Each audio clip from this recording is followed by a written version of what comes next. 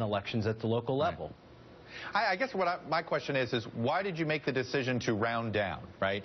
You could have rounded up and said, I want fair and uniform elections, and the standard has been Sundays. We're going to do these 2 Sundays, we expand the hours, and we're going to make sure that every voting jurisdiction has the same set of hours.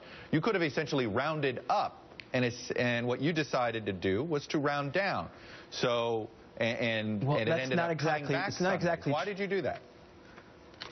That's not true, Chuck. Actually, the legislature shortened the early voting period because of problems with people in a swing state like Ohio. Well, but that's not me, Chuck. That's the legislature. I have clashed with the legislature. The legislature.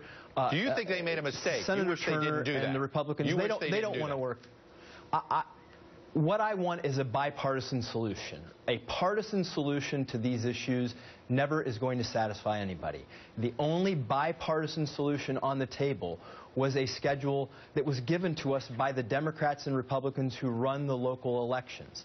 And what they wanted was a 28-day schedule that allowed Saturdays. And during presidential elections, Chuck, we will have Sundays.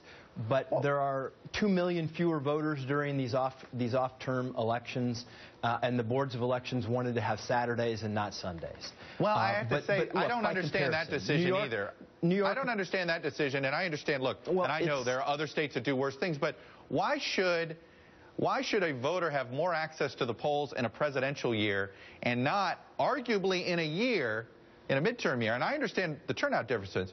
But as far as an Ohio citizen is concerned, Chuck, the midterm elections are more important to their everyday lives.